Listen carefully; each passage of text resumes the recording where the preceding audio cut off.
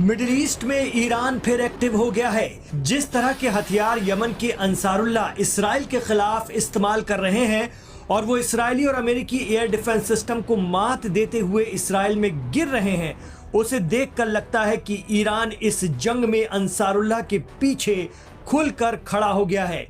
Media report बता रही है कि इसराइल पर बरस रही यमन की क्लस्टर मिसाइलें ईरान की ही देन है। जानकार मानते हैं कि ईरान की पॉलिसी यही है कि अगर कहीं से भी इसराइल को रोका नहीं गया तो गजा खाली हो जाएगा, वो गजा पर कब्जा कर लेगा। ईरान ये किसी भी सूरत में होने नहीं देगा। कहा तो ये भी जा रहा है कि ईरानी इंजीनियर इस वक्त यमन की राजधानी सना में है और जिस ताकत के हमले अंसारुल्लाह इस वक्त इसराइल के खिलाफ अंजाम दे रहे हैं उसमें कहीं ना कहीं ईरान का सपोर्ट है। यानी ईरान इसराइल जंग जारी है, बस उसका महाज या मोर्चा बदल गया है और अब इसराइल और यमन में खुली जंग छिड़ गई है।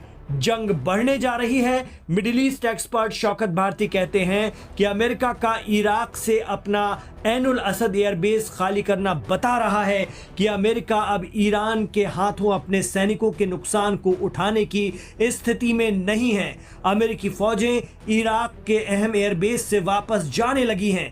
अमेरिका रातों रात इराक का अपना ये अहम एयरबेस छोड़कर निकल रहा है। ऐसे में ये ईरान का सबसे करीबी टारगेट भी है और अमेरिका वहां से निकलना ही मुनासिब समझ रहा है।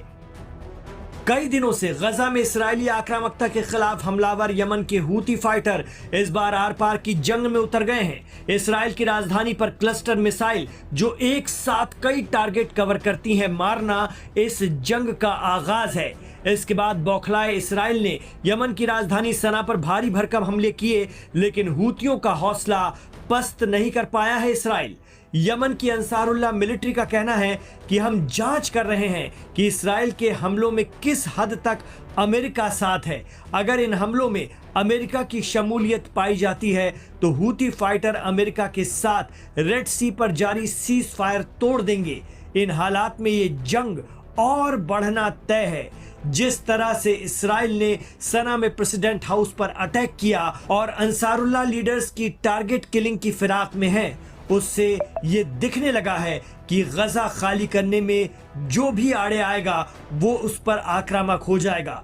खबर है कि ईरान के सुप्रीम लीडर इमाम खामनेई ने एक बार फिर मुस्लिम अरब मुल्कों को कहा है कि वो इसराइल के लिए अपनी सप्लाई लाइन बंद कर दें, लेकिन अरब मुल्कों की सऊदी में अलग ही बैठकें चल रही हैं। इनमें क्या चर्चा हो रही है और इन मीटिंग का रिजल्ट क्या होगा ये कोई नहीं जानता, लेकिन जिस तरह से इसराइल आक्रामक हो रहा है गजा पर, उससे तो यही लगता है कि अब उसके गजा खाली कराने को लेकर या तो अरब मुल्कों के अंदर खाने सहमति है या फिर कोई डील हो चुकी है। लेकिन यमन के अंसारुल्लाह और ईरान ऐसा कतई नहीं होने देंगे। मुमकिन है कि हिजबुल्लाह भी लेबनान से इसराइल पर अटैक कर दे और इस तरह से ये जंग फिर से पूरी तरह से भड़क जाए।